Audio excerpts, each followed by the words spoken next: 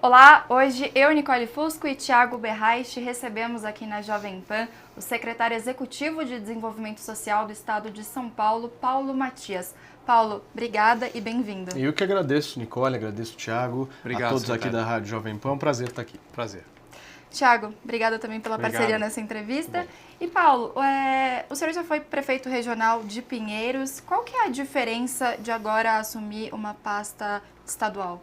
Olha, Nicole, a diferença é que nós tratávamos de um bairro, uma região, a região mais importante economicamente falando da América Latina, e agora eu saio da região mais forte economicamente e passo a ajudar a secretária Célia Parnes nesse trabalho à frente da Secretaria de Desenvolvimento Social do Estado.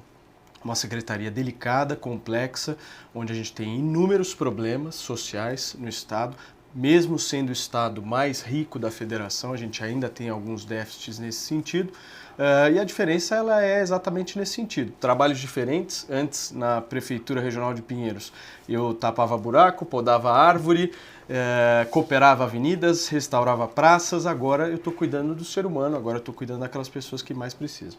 E é uma secretaria que tem essa questão, esse foco do social, e é uma secretaria executiva. Qual que é a diferença do secretário para o secretário executivo, que está como um braço direito dele lá? Na realidade, Thiago, que é a secretária, na verdade, o governador João Dória fez uma estrutura de secretariado muito semelhante à do Ministério, né?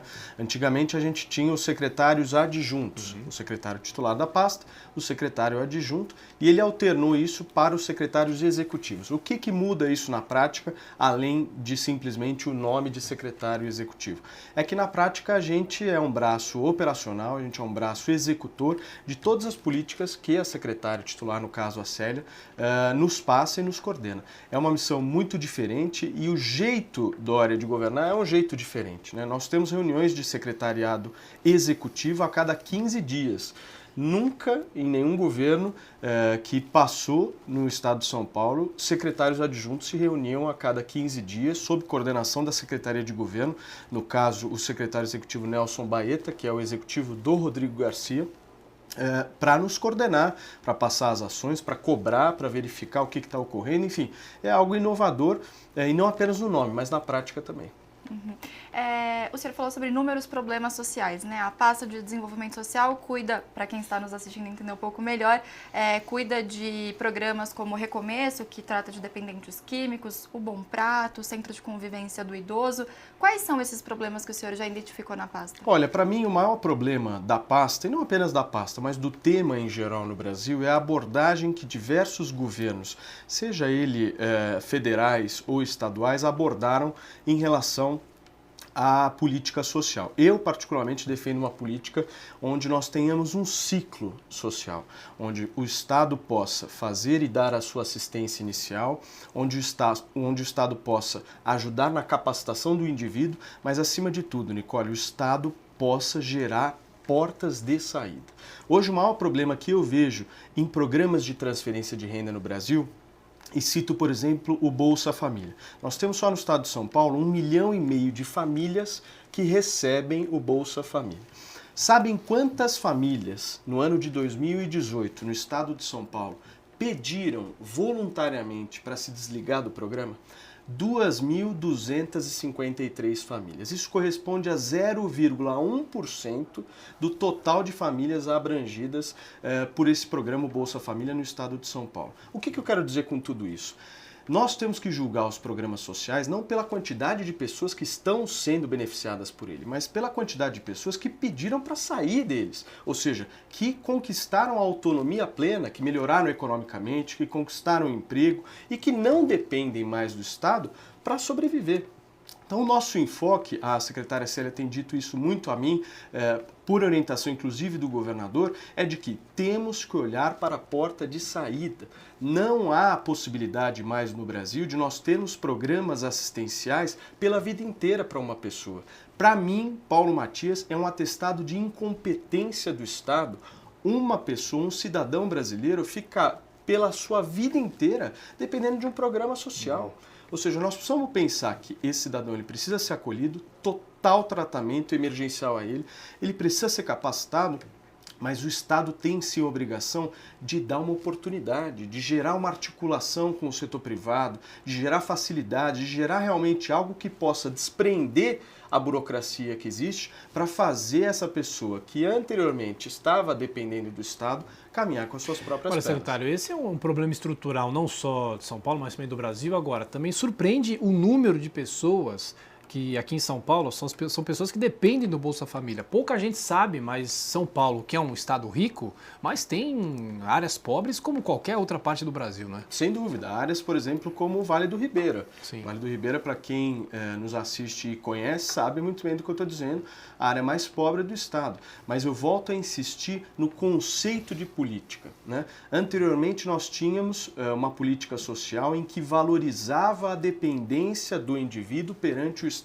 O que eu, a secretária Célia, em parceria inclusive com o Fundo Social de Solidariedade, presidido pelo Felipe Sabará, nós queremos fazer na área social é de fazer com que nós tenhamos em São Paulo uma política social em que há portas de saída muito claras. Mas, Paulo, como fazer isso, sendo que o Bolsa Família, por exemplo, é um programa federal, né? Sem que dúvida. não é só regulamentado aqui por São Paulo. Como fazer isso nos moldes atuais do Bolsa Família? Primeiro, E tem um interesse eleitoral também, a gente tem que dizer isso, né? sem dúvida, mas eu acho que interesse eleitoral depois dessa eleição, Thiago, ele tem que ficar sempre em segundo plano. Claro. Não dá para a gente imaginar que uma política social vai ser bem executada, pautada por interesses eleitorais. Claro. Isso acabou. Pelo menos é o que eu imagino e o que eu e a secretária Célia praticamos na secretaria.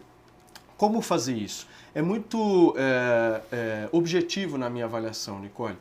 A gente precisa, de todas as formas, desburocratizar alguns processos que existem e fazer gestão bem feita de processo. Vou te dar um exemplo aqui. Existe um programa na Secretaria de Desenvolvimento Social chamado Ação Jovem. Esse programa repassa todos os meses R$ 80 por mês a jovens para que eles não deixem as escolas, ou seja, não deixem de estudar. Jovens de 15 a 24 anos de idade. Olha, para mim, isso é um programa que precisa ser reavaliado, precisa ser melhorado, não apenas para mim, mas também para toda a equipe da secretaria.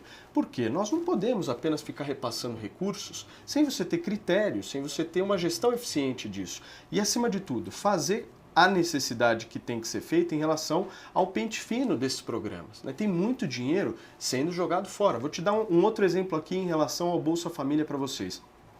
111 mil pessoas, famílias, não pessoas, no estado de São Paulo em 2018 saíram do programa Bolsa Família porque conseguiram uma renda per capita familiar superior ao que é estipulado pelo programa. Ou seja, não é que eles pediram para sair, eles foram retirados do programa porque conseguiram já uma autonomia financeira. Ou seja, isso precisa ser muito bem calculado e fazer com que o recurso seja gasto na área que tem que ser. Não é da noite para o dia, ninguém aqui acha que é mágico de resolver um problema social, mas eu acredito muito em políticas que são de curto, médio e longo prazo. E as de longo prazo vão causar impacto. Eu não tenho a menor dúvida. Na mudança de conceito, a gente vai ter um resultado.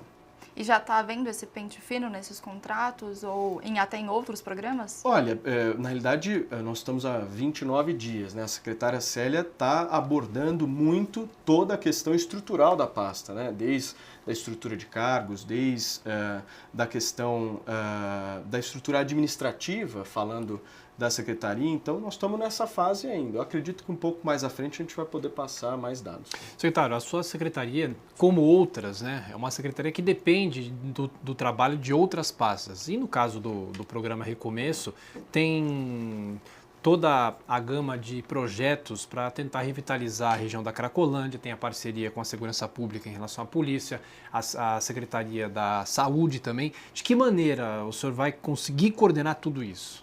Olha, primeiro que a questão do recomeço, ela é feita junto com a Secretaria da Saúde, né? Um programa de saúde pública. Acho que a nossa secretaria, ela tem por obrigação e função fazer a gestão desse processo. E acho que é uma ação não da secretaria, é uma ação de governo, né? Que aos poucos vocês vão ter retorno em relação das ações que vão ser feitas em breve sobre esses temas. Uhum. Falando agora um pouquinho sobre refugiados, São Paulo tem recebido, né, já está havendo essa interiorização dos refugiados venezuelanos que chegam, por exemplo, a Roraima, eles estão vindo já para São Paulo. Como que São Paulo vai receber essas pessoas? Primeiro, a absoluta noção de que o Estado de São Paulo tem referente ao caso na Venezuela, né? O que ocorre na Venezuela é simplesmente uma ditadura, um regime absolutamente totalitário, em que faz com que pessoas fujam daquele país por falta de alimentação, falta de emprego, falta de absolutamente tudo, né? Existe uma casa de passagem do governo do estado, na Moca, ali na zona leste de São Paulo. Eu já tive a oportunidade de ir. Nós já recebemos mais de 100 venezuelanos nesses últimos meses, abrigados nessa casa de passagem. Eles têm obrigatoriedade ali de passar por uma série de capacitações, cursos nessa casa, e também um período de 6 meses, dependendo do caso, se estende um pouco. Mas há uma estrutura do governo exatamente nesse sentido, para que essas pessoas que não têm culpa de tudo isso que está ocorrendo naquele país possam ser abrigadas aqui da melhor maneira possível. Mas como é que isso será feito? Eles estarão aqui legalizados ou receberão alguma ajuda em relação a emprego? Porque não são só os venezuelanos, né? Exatamente. Principalmente no centro, tem muito boliviano, peruano. Os sírios que vieram para cá desde 2015. Pessoas vindas da África também, nós temos bastante. Existe um problema jurídico aí nesse processo, que eu acho que é um entrave necessário a ser resolvido em relação à contratação dessas pessoas. Não apenas essas pessoas, mas também moradores em situação de rua, né? Por conta da necessidade de se ter residência declarada, né? Como que essas pessoas vão conseguir declarar onde moram ou aonde vão morar num período tão curto de tempo. Isso é um entrave que eu acho que é necessário e com certeza vai ser abordado pela nossa secretaria. Secretário, falando um pouquinho sobre política, o senhor é uma liderança jovem do PSDB e nessa transição, né, no fim da gestão Márcio França, que era uma continuidade da gestão Geraldo Alckmin, que ficou só 9 meses no cargo, o governador João Dória afirmou que agora acabou reunião com cafezinho, reunião que não tem foco, reunião que demora horas e não tem uma solução para os problemas. De que maneira que o PSDB aqui no estado de São Paulo vai se renovar ou está se renovando? Tiago, eu não sou mais filiado ao PSDB. Eu me desfiliei do PSDB em outubro do ano passado. Você do Renova, né? Eu participei do Renova BR, que era uma escola formadora de jovens políticos, de jovens candidatos. Hoje não estou filiado a partido político nenhum, mas posso absolutamente te responder isso de forma muito, muito clara. Acho que o João Dória é a única pessoa capaz de renovar o PSDB. Não vejo outra figura dentro do partido que pense dessa forma e que possa realmente dar um norte para o partido. Acho que o partido ele se prejudicou muito ao longo do tempo com talvez falta de posicionamentos, falta de opiniões claras sobre alguns temas que a sociedade pedia. Mas como eu não estou mais filiado, eu resolvi seguir aí o meu caminho. Eu prefiro também não comentar muito sobre o tema e torço muito para que o João Dória consiga aquilo que ele almeja. Você tem pretensão de entrar para algum partido a partir de agora? Não disse que vai entrar para o PT, né? Para algum partido de esquerda, né? Olha, tudo a seu tempo, né, Nicole? Acho que política é necessário a gente ter um pouquinho de calma, analisar os cenários. Eu não tenho absolutamente pressa nenhuma e estou muito focado no trabalho que está sendo feito na secretaria e não vejo, aliás, não apenas eu, mas também o João Dória, necessidade de se estar em algum partido. Aliás, isso nunca foi algo me colocado pelo governador João Dória, de que eu deveria estar filiado a partido A ou partido B. Sempre me deu muita liberdade e me fez esse convite justamente acredito, pela forma que eu administro, que eu ajudo o governo. Tiago, mais alguma questão? Não, é isso. Eu acho que em relação à política, né, ainda é muito cedo, né? Se são 4 anos na frente do governo do estado, né? Se daqui a 2 anos não tiver qualquer outra pretensão política, aí fica quieto lá no governo, né? Vamos trabalhar. Acho que o cidadão que está querendo uma política séria, diferente, ele está querendo ver gestor público trabalhar menos falatório e mais ação. É isso. Paulo, obrigada então por ter vindo aqui na Jovem Pan. Eu que agradeço. Tiago, obrigada você Obrigado, também. Nicole. E obrigada a todos pela companhia. Até mais.